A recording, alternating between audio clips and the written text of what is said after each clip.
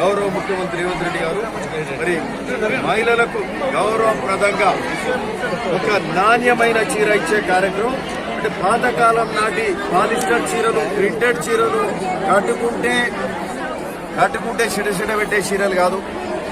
పొలాల కాడ ఏదైనా దాపు లేకపోతేనో అడిగి పందులు వస్తుంటేనో అడ్డం కట్టినటువంటి చీరలు, అంటే ఆ అడిగి పందులు కూడా బెదురుకపోయే అట్లాంటి చీరలు కూడా ఇచ్చినారు. అంటే ఇక్కడ చెప్పిన వాస్తవం అది. ఆ చీరలు ఆ రోజు మహిళలు కట్టలేదు. ఈ రోజు ఇచ్చే చీరలు నాణ్యమైన చీరలు. ఆ రోజు 100-130 రూపాయలు ఎక్కడో గుజరాత్ మరి ఎక్కడో సిరిసిల్లలో ఆర్డర్ ఇస్తే సిరిసిల్లలో గుజరాత్ ఆర్డర్ ఇచ్చి చేపించారో తెలియదు.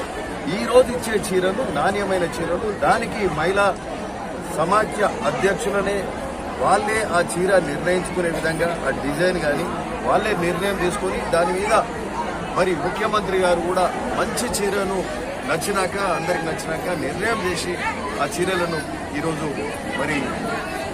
ఈరోజు రాష్ట్ర వ్యాప్తంగా దాదాపు 1 కోటి మంది మహిళలకు చీరలు ఇచ్చే కార్యక్రమం ఈరోజు జరుగుతుంది.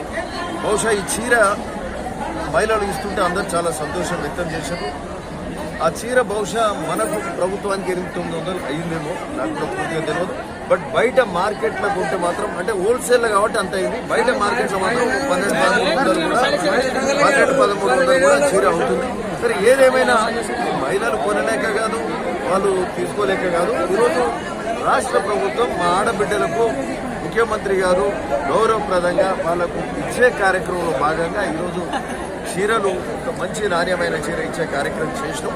ఈ చీరలు ఇచ్చే సందర్భంగా కూడా మా యొక్క చిత్తశుద్ధి ఏ విధంగా ఉంది, కాంగ్రెస్ ప్రభుత్వం రేవంత్ అన్న పాలన ఏ విధంగా ఉంది, రేవంత్ అన్న చిత్తశుద్ధి ఎలా ఉండే, ఒక చీరలే కాదు ఆనాడు పాలిస్టర్ చీరలు ఎట్లున్నాయి, ఈరోజు మరి మంచి జరీ అంచు ఉన్న చీరలు ఏ విధంగా ఉన్నాయి. అంటే ఈ చీరలలో మా ఒక చిత్తశుద్ధి నాణ్యత ఎట్లా ఉందో, మేము చేసే ప్రతి పనిలో కూడా అట్లా ఉంది. మేము చేసే ఎస్సీ, ఎస్టీ, బీసీ, మైనారిటీ హాస్టల్స్లో 40% లెస్ ఛార్జీలు పెంచడం అయితే ఎట్లాంటి ఫుడ్ పెడుతున్నాం, ఇంటిగ్రేటెడ్ స్కూల్స్ ఏ విధంగా చేస్తున్నాం, సాగునీరు కాలువలు ఏ విధంగా చేస్తున్నాం, రోడ్డు రహదారులు ఏ విధంగా చేసే కార్యక్రమం చేస్తాం. అంటే ఈ ప్రతి అంశాన్ని కూడా ఈరోజు యంగ్ ఇండియా స్కిల్ యూనివర్సిటీ చూస్తాం, యంగ్ ఇండియా స్పోర్ట్స్ యూనివర్సిటీ చేస్తున్నాం, ఫ్యూచర్షిప్ డెవలప్మెంట్ చూసి ప్రచారణకు ముఖ్యమంత్రి గారు అడుగు బిగించారు. అంటే గత 10 ఏళ్లల్లా ఆనాడు రేషన్ కార్డు చేయలే, ఇందిరా మిల్లు చేయలే, సంక్షేమ పథకాలు డబ్బులున్న రాష్ట్రంలో చేయలే.